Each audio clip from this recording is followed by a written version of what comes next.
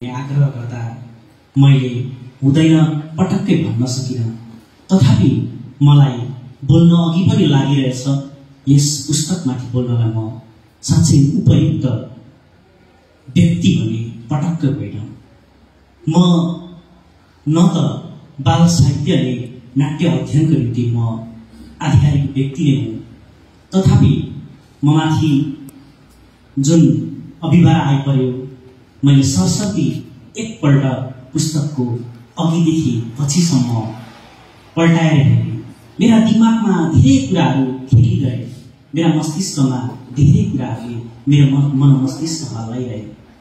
आफू त साहित्यको विद्यार्थी, मलाई एकपटक यो पुस्तक पढेपछि लाग्यो यसमा मधुसूदन विष्टज्यूले गर्नुभएको कार्यहरूको मूल्याङ्कन रहेछ। अर्कोपट्टिबाट पनि सोचे आध्यात्मिक चिन्तनका दृष्टिकोणले साहित्यलाई हेरिँदाखेरि श्री सत्य साई सेवा समितिले दिँदै आएको योगदानका प्रसङ्गहरूलाई पनि प्रस्तुत गरिनमा यो पुस्तक निकै हदसम्म दस्तावेजीकरणको मार्गमा अघि बढेको रहेछ।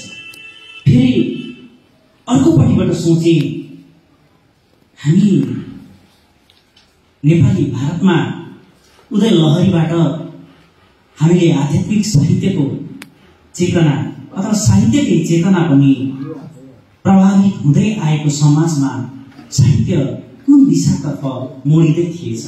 साहित्य त हामी पश्चिमीकरणको चपेटले गर्दाखेरि हामी आफ्नै खोज र अन्वेषणदेखि धेरै टाढाको पुगिसकेका थिएछौँ। त्यसलाई पुनः झकझकाउने कार्य सायद अभ्युदय सङ्गठनले, अभ्युदय साहित्य प्रकाशनले गरिरहेको रहेछ। मलाई यो पुस्तक पढेपछि त्यो पनि लागेको हो। अर्को मलाई लाग्यो यस पुस्तकले प्रस्तुत गरिरहँदा भारतीय जीवन पद्धति भनेको त, भारतीय चिन्तन पद्धति भनेको अथवा भारतीय दर्शन भनेको त जिउने पद्धति नै रहेछ। अनि त्यसको चिन्तनका पक्ष यी पुस्तकहरूमा समाहित भएका रहेछन्। पाठले प्रस्तुत गरिरहेका पक्ष त केवल यहाँको उद्देश्यभन्दा बढी माध्यम नहुन् पनि लागिरहेको। यी 4-5 विषयहरू यस पुस्तकमा मैले पाइसकेपछि मैले पल्टाउँदै गएँ। अनि आज जुन प्रमुख अतिथि हुनुहुन्छ उहाँ बोल्नु नै हुनेछ नेपाली साहित्यका जिउँदो जाग्दो इतिहास सदैव जीवन नाम्दो छ पनि म पछि बोल्नु नै हुनेछ। सदैव शम्भु सुब्बा सर जस्ता व्यक्तित्व आज बोल्नु नै हुनेछ। त्यसो हुँदा ममा धेरै अभिभार आज कम पनि छ, तर मैले सदैव विवेक किशोर पाण्डे सरको विचारहरूबाट प्रस्तुत हुँदै गएँ। सुरुमा संस्मरण जस्तो लेखिएको थिएछ। मलाई पुस्तकको विषय कसरी प्रस्तुत छ भन्ने कुरो थाहा थिएन, तर संस्मरण जस्तो रूपमा प्रस्तुत हुँदै गएछ। अनि मलाई लाग्यो पुस्तक संस्मरणात्मक अभिव्यक्तिहरूको सङ्ग्रह रहेछ। अलिकति पर पुगेपछि 5वटा नाटकको विषय परक विश्लेषण रहेछ। अनि मूल्यका आधारमा उहाँले विश्लेषण गर्नुभएको रहेछ। एउटा लेखमा उहाँले संस्मरण प्रस्तुत गर्नुहुन्छ, श्री सत्य साई सेवा सङ्गठनका कार्य प्रणालीहरूका धेरै पक्षहरूलाई प्रस्तुत गर्न उहाँ सक्षम बन्नुहुन्छ। अनि त्योसँग लेखकसँगको आफ्नो आत्मीयता, आफ्नो भेटघाट र प्रस्तुतिलाई अनि लेखकका केही व्यवहारका पक्षहरूलाई पनि, लेखकको सामाजिकता र आध्यात्म अनि साहित्यप्रतिका चासोहरूलाई पनि प्रस्तुत गर्दै अघि जानुहुन्छ र नाटकको विश्लेषण गर्नुहुन्छ। त्यसपछि चाहिँ उहाँले यहाँ डाक्टर विनायक कृष्ण गोकका विचारहरूलाई प्रस्तुत गर्नुहुन्छ। सत्य, धर्म, शान्ति, प्रेम, अहिंसाका पक्षहरूलाई यति विस्तृत रूपमा प्रस्तुत गर्नुहुन्छ, त्यसले के कुरो सङ्केत गरेको हो भन्ने हामीले चिन्तन गऱ्यौँ भने यी अवकाशहरूले देखाउँछन् बाल मैत्री, बाल प्रेमी अथवा बालहरूमा जुन हामी विचारको आरोपण गर्छौँ त्यसले साँच्चै नै वास्तवमा रूपान्तरणको मार्गहरू प्रस्तुत गरिरहेको हुन्छ। यी मानव मूल्य आध्यात्मिक चेतना चिन्तनका विविध पक्षभन्दा पनि पहिले चाहिँ रूपान्तरणका महत्त्वपूर्ण अङ्ग हुन्। तर भारतीय दर्शनलाई केलाउँदै उहाँ यसरी प्रविष्ट हुनुहुन्छ कि यी 5वटा मानव मूल्यमा पनि जुन किसिमले प्रस्तुत गरिएका छ कि सम्प्रदायका आक्षेप बिना हामीले यसलाई स्वतन्त्र भएर हेर्नु हो भने हामीले धर्मभन्दा जुन किसिमले हामीले बुझ्छौँ पश्चिममा धर्मको रूपान्तर हुनै सक्दैन। धर्मलाई रिलिजन भनिदियो भने त्यो वास्तविक अर्थ नै होइन उहाँले भन्नुहुन्छ। त्यसरी नै मूल्यकै कुरा गर्नुहुन्छ, प्रेमकै प्रसङ्गको कुरा गर्नुहुन्छ। मूल्य भन्दा हामीले जुन प्रकारले बुझ्न पर्नेछ ती कुराहरूमा पश्चिमीकरणले हो भने वस्तुको भाव मात्र बुझ्न सक्छ। बुझाएका फरक यी दृष्टान्तहरूलाई उहाँले प्रस्तुत गर्दै भारतीय मानव मूल्यका पक्षहरू प्रस्तुत गर्नुहुन्छ। त्यही दृष्टान्तमा त्यही बाटोमा आफूलाई अभिव्यक्त गर्न खोजिरहेका सदैव मधुसूदन विष्टका नाटकहरूले सामाजिक रूपान्तरणका निम्ति बाल पक्षहरूमा आफ्नो विचारहरू प्रस्तुत गर्न सक्षम छन् भन्ने यी कुराहरू उहाँले प्रस्तुत गर्नुहुन्छ। तर अलिकति आलोचना पनि उहाँले छोडिराख्नु भएको छ कि ती पक्षहरूमा मलाई पनि धेरै कुरो भन्न मन हुनेछ। उहाँले नाटकमा अलिकति विशेष अध्ययन पक्ष साहित्यको पक्षले हेर्दाखेरि यसमा विचार पक्षहरू बढी प्रस्तुत हुँदा संवादहरूले कतै यसको साहित्यिक पक्षलाई प्रभाव पारेन भन्ने कुरोको सङ्केत पनि दिइराख्नुहुन्छ। अनि आफै अन्तमा गएर हेर्दा यस राम्रो भएछ पनि भन्ने दिइराख्नुहुन्छ। धेरै पक्षहरूमा मैले बाल साहित्यको प्रसङ्गमा सुनिरहेको कुरो के पनि हो भने विद्वत व्यक्तिहरूले पनि लेखेका कुरा के पनि देखेको छु भने बाल साहित्यमा मनोविज्ञानको प्रस्तुति हुन्छ। मनोविज्ञानको प्रस्तुतिको पर्याय बाल साहित्य होइन। मनोविज्ञान त प्रौढ साहित्यमा पनि बाल मनोविज्ञान हुन्छ। जस्तो मलाई नेपाली साहित्यमा लेखिएका राम्रा बाल मनोविज्ञान प्रस्तुत भएका कथाहरूको प्रसङ्गमा चर्चा गर्नु हो भने सानो लामाले लेख्नु भएको ज्योति बिनाको उज्यालो साह्रै सुन्दर किसिमले बाल मनोविज्ञानको प्रस्तुति छ। तर यसलाई बाल साहित्य भन्न पटक्कै मिल्दैन। गुप्त प्रधानले लेख्नु भएको द्वन्द्व कथामा एउटा बालिकामा संस्कारको द्वन्द्व कसरी रहन्छ, हाम्रो सामाजिकताले एउटा बालिकामा कसरी संसारको द्वन्द्व उत्पन्न गराइदिन्छ भन्ने कुरोको प्रस्तुति पाइन्छ। बाल मनोविज्ञान छ तर त्यो बाल कथा होइन। ती कथाहरू प्रौढ कथाहरू अर्थात् बाल मनोविज्ञान नै बाल कथाको शर्त होइन। यसको मूल उद्देश्य भनेको त वास्तवमा बालहरूको संज्ञानात्मक विकास हो। कम्युनिटी डेभलपमेन्टको लागि बाल मनोविज्ञान महत्त्वपूर्ण पक्ष हुन सक्छ अथवा बाल मनोविज्ञानको विकास चाहिँ बाल कथाहरूले गर्छन्। तर बाल मनोविज्ञानको प्रस्तुति नै बाल कथा होइन। यी भूल धारणाहरू धेरै प्रस्तुत भइरहेको पाइन्छ, धेरै पुस्तकहरूमा लेखिएको पनि पाइन्छ। त मैले यी कृतिहरूमा आफूलाई अग्रसर गराउँदै अघि बढ्दै जाँदा असाध्य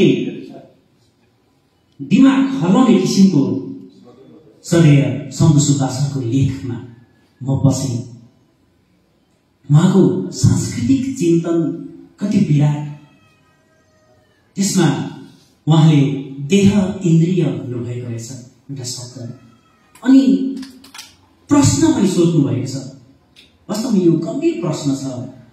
हामीले हाम्रो मानव मनलाई, हाम्रो इन्द्रियलाई, चिन्तनलाई कतिसम्म संस्कारित बनायौँ, कतिसम्म परिस्थितिको मार्गमा लग्यो, यी प्रश्नहरू उहाँले यसमा सोध्नु भएको छ। अनि एउटा कुरो गर्नुभएको छ, मानव मनलाई हुनु त वेदमा पनि मन एवं मनुष्यकरण बन्धन मुक्ति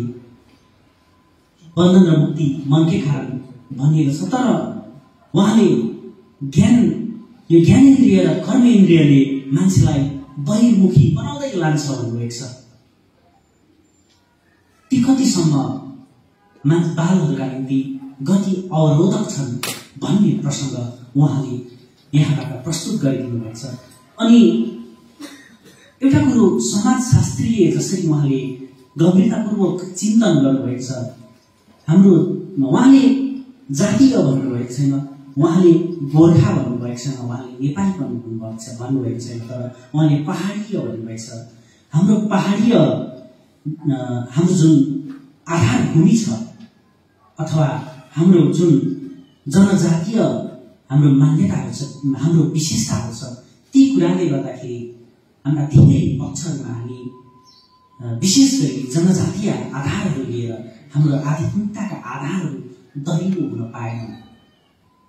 यो कुरालाई गम्भीरतापूर्वक चिन्तन गर्यौँ भने हामीले अन्य समाज त देख्छौँ, विवेकानन्दका विचारहरूले निर्मित भएको समाज, रामकृष्ण परमहंसका विचारहरूले निर्मित भएको समाज, तर हाम्रो समाजमा आध्यात्मिक चिन्तनका आधारभूमिहरू कसरी प्रस्तुत हुँदै गए?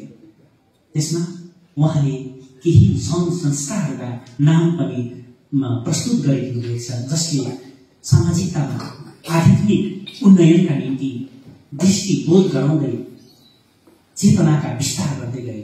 अनि दार्जिलिङमा श्री सत्य साई सेवा संगठनले प्रस्तुत गर्दै गएका विचारहरूबाट उहाँ प्रस्तुत हुँदै मानव मूल्यका आधारमा उहाँले यस पुस्तक बाल एकाङ्की नाटकहरू 5 वटा नाटकहरूलाई खुबै सुन्दर ढङ्गले प्रस्तुत गर्नुभएको छ। ती 5 मानव मूल्यहरू एकअर्कामा सम्बन्धित हुन्छन्, यी विचारहरू एकअर्काबाट अलग छैनन् भन्ने कुरालाई उहाँ लेख्नुहुन्छ। जब अनेकतामा एकताको बोध हुन्छ तब त्यो प्रेम हुन्छ, प्रेम जब अस्तित्वमा बोध हुन्छ सत्य आत्मा हुन्छ, सत्य जब प्रेममा बन्छ त्यो शान्ति हुन्छ, शान्ति जब आत्मीयतामा स्थिर हुन्छ त्यो अहिंसा हुन्छ। यसरी सर्वमूल्यहरू परस्पर समन्वयहरूमा प्रतिबिम्बित हुन्छ। वास्तवमा अघि यस पुस्तकमाथि आफ्ना नाटकहरूमाथि यस नाटकका स्रष्टा आफैले साह्रै सुन्दर ढाँचाले आफ्ना विचारहरू प्रस्तुत गरिसक्नु भएको छ। उहाँका विचारहरू चाहिँ किन समाविष्ट गर्नु भएन होला, उहाँलाई पनि केही आफ्ना पक्षहरू कहिलेकाहीँ लेखकको पनि सुन्न आवश्यक थियो कि भन्ने लागिरहेको थियो। तर त्यसमा एउटा अन्तर्वार्ता रहेछ। अन्तर्वार्तामा प्रश्नहरू सदैव बुद्ध आखिर महोदयले गर्नुभएको रहेछ। मलाई त्यस लेख पढेपछि भने म पूर्ण रूपमा विश्वस्त भएँ यस कृतिमा पृष्ठभूमि र केही समीक्षामा लेखकका आफ्ना पक्षबाट प्रस्तुत गर्ने विषयहरू पनि पूर्ण रूपले प्रस्तुत भएको छ। उहाँका जीवनीका थुप्रै पक्षहरू यसमा सहज रूपमा प्रस्तुत भएका छन्। त्यसैका सधैँ लेखक मधुसूदन विष्टका निम्ति आदरणीय कृष्णसिंह मोक्तान सरका शब्दहरू समाविष्ट हुनु उनका निम्ति आशीर्वादका शुभ विचारहरू हुन्। उहाँ लेख्नुहुन्छ, child is the father of man. प्रत्येक व्यक्ति नै सम्भाव्य बुद्ध हुन् पनि भनिदिनु भएको छ। हुन त बुद्ध हुनु कसैको मोनोपोली होइन भनेर बुद्धले भनेका छन् भन्ने विचारहरू हामीले केही पुस्तकहरूमा बुझेका हौँ। बुद्ध आफैले म अघि कति बुद्ध आए, म पछि कति बुद्ध आउँछन् भनेका हुन् भन्ने कुराहरू बुझ्दै आएका हौँ। तर यी बालकलाई यसरी सम्भाव्यताका दृष्टिले हेर्नु भनेको निकै ठुलो कुरो, किनभने बालकहरूलाई वास्तवमा बालकहरू मात्र नसम्झेर बालकहरू भविष्यका स्रष्टा द्रष्टा हुन् भन्ने कुरो हामीले बिर्सनुहुन्न भन्ने सन्देश यहाँ खुबै गम्भीरतापूर्वक आएको छ। अनि बालकहरूको निम्ति बाल साहित्यलाई प्रस्तुत गर्नु अत्यन्तै महत्त्वपूर्ण कुरो हो भन्ने उहाँले प्रस्तुत गर्दै आफ्ना विचारहरू राख्नुभएको छ। त्यसो त सदैव विवेक किशोर पाण्डे महोदयले पनि यसमा श्री विनायक कृष्ण गोकका पक्षबाट उहाँले विश्वविद्यालय अध्यापन गराउँदै बालहरूका निम्ति उहाँ कतिसम्म सचेत भएर अभिव्यक्ति प्रस्तुत गर्नुभयो भन्ने कुरोलाई प्रस्तुत गर्नु नै भएको छ। लेखकका कृतिहरू पठन गरिसकेपछि स्वर्गीय लेखक मनप्रसाद सुब्बाले उहाँलाई ठुलै बगैँचा नभए तापनि सानोतिनो फुलबारी भरिसकेको विचारहरू प्रस्तुत हुँदै आफ्ना दृष्टिहरू विचारहरू आध्यात्म समन्वित छन् भनी पुस्तकलाई चर्चा गरिदिनु भएको छ। त्यसरी नै स्वर्गीय मदन सेन राणा महोदयले पनि यस कृतिमा आध्यात्मिक चिन्तनका विभिन्न पक्षसँगै दार्जिलिङ साई सेवा समितिका पदक्षेपसँग आउँदाखेरि दार्जिलिङको भूमिका, दार्जिलिङमा भएका आध्यात्मिक प्रशिक्षण, त्यसका प्रभावका विविध पाटाहरूलाई दस्तावेजीकरण गर्दै तथ्यसहित दिनाङ्क समेत प्रस्तुत गर्दै विशेष यी नाटकहरू कहिले मञ्चित भयो भन्ने कुरोलाई प्रस्तुत गर्नुभयो। हेर्दै उहाँले यी नाटकहरू कहिले कहिले कसरी कसरी मञ्चित भए अनि त्यसका प्रभाव कसरी पर्न गयो भन्ने कुरोहरूलाई पुस्तकमा प्रस्तुत गर्नु नै भएको छ। एउटा लेख छ, मैले चिनेको हरि दाजु, खुबै भावनात्मक विषयलाई प्रस्तुत गर्नुभएको छ। प्रस्तुता लेखक हुनुहुन्छ स्वर्गीय केवल चन्द्र राणाज्यू। उहाँको लेखन नै चमत्कारिक छ, उहाँको भाषिक शैली नै अत्यन्तै फरक छ। मैले दाजु हरिलाई यसरी भेटेँ भनेर लेख्नु हुँदैन, तर उहाँले प्रस्तुत गर्दै जाँदा उहाँलाई कसरी कसरी प्रभाव पर्यो, उहाँले कसरी उहाँलाई सहायता दिनुभयो। अनि एउटा रक्त दिँदा त्यो कुनै एउटा प्रेस्क्रिप्सनमा लेखेको उमेर र नामद्वारा उहाँ कहिले जन्मिनु भएको भन्ने कुरो समेत प्रस्तुत गरिदिनुहुन्छ। उहाँको प्रस्तुत गर्ने शैली नै अत्यन्तै छ, भावनात्मक कुराहरूलाई उहाँले प्रस्तुत गर्नुभएको छ। यसमा स्वर्गीय विजय कुमार राई महोदय अनि स्वर्गीय गुरुआमा सुजाता राईले एउटा लेख लेख्नुभएको छ। त्यस लेख अनुसन्धानात्मक रूपमा उहाँले प्रस्तुत गर्नुभएको छ। त्यहाँबाट हामी पाउँछौँ उहाँको पारिवारिक पृष्ठभूमि, साहित्यिक पृष्ठभूमि, साझाबाट प्रकाशित भएका पुस्तकहरूका विविध सूचीहरूलाई उहाँले यस कृतिमा तयार पारिदिनु भएको छ। अनि पहिले डाक्टर विष्ट पुरस्कार पनि साझाबाट प्रदान गरिएको थियो, अथवा स्वर्गीय मधुसूदन विष्टज्यूले आफ्ना पिताका नाममा प्रदान गरिएका पुरस्कारहरूको विषयमा पनि यहाँ उद्धृत गरिएको पाइन्छ भने साझाबाट प्रकाशित पुस्तकहरूले कुन कुन पुरस्कार प्राप्त गरिसके भन्ने कुरो पनि यस कृतिमा प्राप्त हुँदछ। त्यसरी नै एउटा दिमाग हल्लाउने, मन मस्तिष्क हल्लाउने किसिमको एउटा लेख छ। स्वर्गीय चिन्तक लेखक साधारण प्रासज्यूको एक सरो मात्र मैले त्यसलाई पढेँ, तर यो घरिघरि पढ्न पर्ने किसिमको मलाई लेख लागिरह्यो। यसमा उहाँले नाट्यकार, नाट्यचिन्तक आदि मुनि भरत मुनिको विचारहरूलाई प्रस्तुत गर्नुभएको छ। अनि रसका गम्भीर सिद्धान्तलाई उहाँले प्रस्तुत गर्नुभएको छ।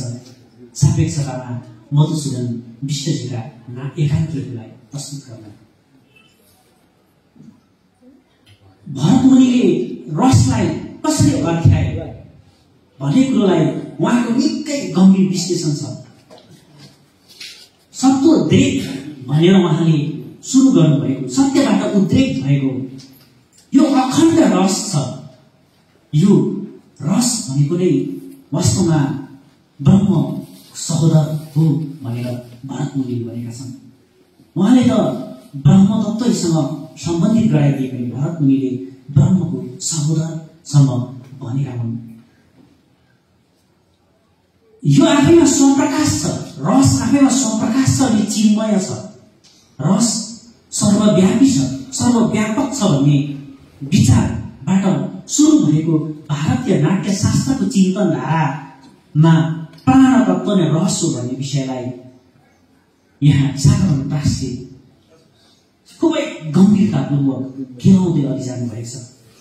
उहाँको थुप्रै विमतिहरू पाश्चात्यकरणले ल्याएका नाट्य पक्षहरूसँग छन्, तर उहाँले सोझै त्यसलाई प्रस्तुत गर्नु हुँदैन। ती नाट्यहरूले मनोरञ्जनका निम्ति मात्र प्रस्तुत गरिएका त होइनन्, हुन त पश्चिमी साहित्यमा पनि जब यथार्थवाद आयो, यथार्थले के खोजिरहेका थिएछन्, उनीहरू पनि सत्य नै खोजिरहेका थिए। सत्य भनेको के हो भन्ने दृष्टिकोणमा मात्र फरक पर्यो। यथार्थवादीमा पनि सामाजिकहरूले त जे देख्यो त्यो नै सत्य हो भन्ने थिए। मार्क्सवादीहरूले वर्ग सङ्घर्ष भने, मनोवैज्ञानिकहरूले मनको अवस्थाको चित्रण गरे। पछि गएर होइन, यथार्थै के भयो त, हामीले मानव जन्मिँदा जुन मानवको नग्नता छ त्यो पनि सत्यता हो। मानवको जुन अङ्ग भङ्गहरूको विविध पक्षहरू छन् ती पनि सत्य हुन् भनी प्रकृतवादीहरूले लेखेका कुराहरू पनि सत्यकै खोजीमा थिए। सत्य के हो भन्दा उनीहरूले सत्य भनेको यथार्थ हो, अनि यथार्थ भनेको के हो भन्दा इन्द्रिय ग्राह्य अथवा खर स्पर्शिक अनुभूतिहरूलाई सापेक्षतामा हेर्दै गए। अब यसमा मनोरञ्जनात्मकतालाई प्रश्रय दिएकोमा अलिकति असन्तुष्टि छ श्रद्धेय यस लेखका लेखक साधारण प्रकाशजीको। किनभने उहाँ भारतीय दर्शनका परिपाटीलाई पृथक दृष्टिकोणले अर्थ्याउन चाहनुहुन्छ। भारतीय चिन्तन प्रणालीलाई उहाँ मनोरञ्जनको सीमितताभित्र राख्न चाहनुहुँदैन। बरु यस कृतिमा जुन सुरुमा नै श्रद्धेय किरण स्याङ्देन सरले सुरु गर्दाखेरि हितेन सहितस्य भाव साहित्य भनेर सुरु गर्नुभएको छ, हितयुक्त भावको रूपमा। बरु त्यसमा धेरै सहमत हुँदै उहाँले त साहित्यलाई मोक्षको यात्रा गर्ने एउटा साधनाको मार्ग सम्झिनुहुन्छ। अनि उहाँले विपसनाका प्रसङ्गहरूलाई उठाउनुहुन्छ। स्वयंलाई हेर्नु, स्वयंलाई निरीक्षण गर्नु अनि आफू तटस्थ हुने कुराहरूसम्ममा उहाँ पुग्नुहुन्छ। तर हामीले रसो वैश भने तापनि रसमा नवरसहरूमा उब्जिएका यी कुराहरूमा श्रृङ्गार रसहरूले, यसमा उब्जिएका विविध रसहरूले हामीलाई तटस्थीकृत बनाउन कतिसम्म सक्षम बन्छन् भन्ने कुरोको अवकाश भने साधारण प्रकाशज्यूले राखेकै प्रसङ्गहरूबाट हामीले खोज्नै पर्ने हुन्छ। पञ्चम वेदका रूपमा उहाँ नाटकलाई स्वीकार गर्नुहुन्छ। त्यसो त भरतमुनि कहाँका थिए, भरतमुनि कस्ता थिए, यी कुराहरूमाथि धेरै जटिल प्रश्न भएर जान्छ। यी कुरा त भए भरतमुनिले लेखेको नाट्यशास्त्र पनि वास्तवमा त्यसको जस्तो लेखेको त्यस्तै रूपमा अथवा त्यसको अरिजिनल फर्ममा हामीले प्राप्त गर्न सक्छौँ। यी कुरा पनि अर्को ठुलो प्रश्न र चुनौती छ।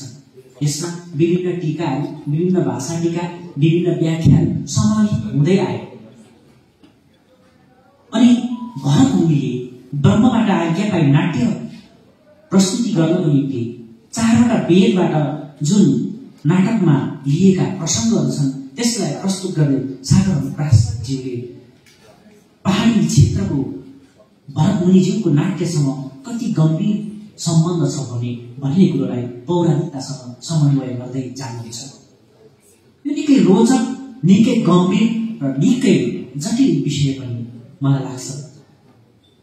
अनि त्यसो हुँदा अघिका चतुर्वेदहरू एउटा रमाइलो कुरो उहाँको मलाई पढ्दाखेरि रमाइलो लागेको कुरो के छ भने 4वटा वर्णहरूलाई जुन किसिमले वैदिक युग पछिका युगहरूमा अध्ययन गर्ने अध्ययनार्थीहरूले देखाउँदै आए, ती मध्येमा शूद्रहरूका निम्ति पनि यी प्रस्तुत गर्नुपर्छ भन्ने कुरालाई भरतमुनिले प्रश्रय दिएर पञ्चम वेदको रूपमा नाट्य प्रस्तुत गरेको कुरो उहाँले देखाउनुहुन्छ। त्यसो त 6000वटा ऋचाबाट प्रस्तुत गरिएका यसमा 6औं अनि 7औंमा रस र भाव भए तापनि यसलाई लोकजन्य बनाउने, शास्त्र सम्मत मात्र नभएर लोकजन्य बनाउने विचारहरू पनि यी नाट्यका आधारभूमि थिए भन्ने कुरालाई उहाँले पनि प्रस्तुत गर्नुभएको छ। अनि शूद्रलाई उहाँले शूद्रलाई जुन अर्थ्याउनुहुन्छ उहाँको हेर्ने दृष्टिकोण अत्यन्तै पृथक छ। जसले पनि कार्य प्रणालीमा आफू संलग्न हुँदाखेरि साहित्य, संस्कृति, समाजका अथवा साक्षरताका अभियानमा आफूलाई कमजोर पाएर आफूले गम्भीरतापूर्वक आफूलाई अध्ययन गर्न सकेनन् तिनीहरू शूद्र भनिदिनु भएको छ। अथवा उनीहरूले प्रौढ रूपमा शिक्षा आर्जन गर्न नसक्दा वेदका ऋचाहरूलाई ग्रहण गर्न सकेनन् र तिनीहरूको निम्ति पनि ग्राह्य एउटा पञ्चम वेदको प्रस्तुति गरिएको। अनि उहाँले हामी सबै कार्य गर्नेहरू शूद्रहरू हौं भनेर पनि प्रस्तुत गर्नुभएको छ। हुन त उहाँको यस लेखलाई प्रस्तुत गर्यो भने धेरै समय जान्छ। यसमा थुप्रै कुराहरू छन्, जातिका प्रसङ्गहरू पनि उहाँले प्रस्तुत गर्छन्। सोझै नलेखे पनि उहाँभित्र भरिएको जातिवादहरू स्वतः प्रस्तुत हुँदै जान्छ, त्यो कुरा हामी पाउँदै जान्छौँ। अनि उहाँ यी कुराहरूको समन्वित गर्दै उहाँको विशेष दिशा भनेको भारतीय नाट्यशास्त्रका प्रस्तुति र पद्धतिहरू, उत्पत्तिवाद, आरोपवाद, भुक्तिवादहरू, यी सम्पूर्ण कुराहरू भट्टलोलकले शङ्कुकले गरेका चिन्तनहरूसँग समन्वित हुँदै भरत मुनिले देखाएका दृश्यहरू मार्गहरू पनि वास्तवमा आध्यात्मकै माध्यमबाट थियो अथवा धर्म अर्थ काम मोक्ष यी मार्गहरूलाई नै प्रस्तुत गराउने उद्देश्यमा थियो भन्ने कुरा उहाँले प्रस्तुत गरिराख्नुहुन्छ। अनि अन्तिममा आएर सदैव त्यसै दिशामा बढेको एडुकेटका पक्षहरूलाई, मानव मूल्यका शिक्षाहरूलाई शिक्षाका दरिला पाटाको रूपमा प्रस्तुत गर्ने मधुसूदन विश्वज्यूका पक्षहरूलाई पनि उहाँले यससँग जोड्नुहुन्छ। त्यसै इको क्रिटिसिजमलाई पनि उहाँले प्रस्तुत गर्नुहुन्छ। इको क्रिटिसिजम भनेर हामीले जुन पाश्चात्यकरणले हेरिरहेको पर्यालोचना होइन रहेछ, अथवा हामीले जुन पाश्चात्य दृष्टिकोणले पर्यावरणलाई हेर्दै गरेको दृष्टिकोण होइन रहेछ। उहाँको पर्यावरणलाई हेर्ने दृष्टिकोण भनेको त ठुलो मनोजगतको पक्षहरू रहेछ। यी कुराहरू बालकमा रूपान्तरण गरी निश्चय नै समाजलाई, साहित्यलाई सुदृढ बनाउन सकिएला अनि आध्यात्मिक साहित्यहरूलाई प्रस्तुत गर्न सकिएला भन्ने दृष्टिकोणहरू यी मतहरूबाट प्रस्तुत हुँदा रहेछन्। भन्नुपर्ने कुराहरू धेरै रहे पनि सायद मैले तपाईँहरूको धेरै समय लिइसकेको छु। आजलाई यतिमै राख्दै विशेष गरी सदैव मधुसूदन सरका नाटकहरू विषय पनि धेरै कुरा भन्न त थियो, तर उहाँ आफैले पनि धेरै कुरो अघि राखिसक्नु भएको छ। अहिलेलाई पनि यतिमै म आफ्नो विषयलाई प्रस्तुत गर्दै यहाँबाट उजुर गर्छु। धन्यवाद।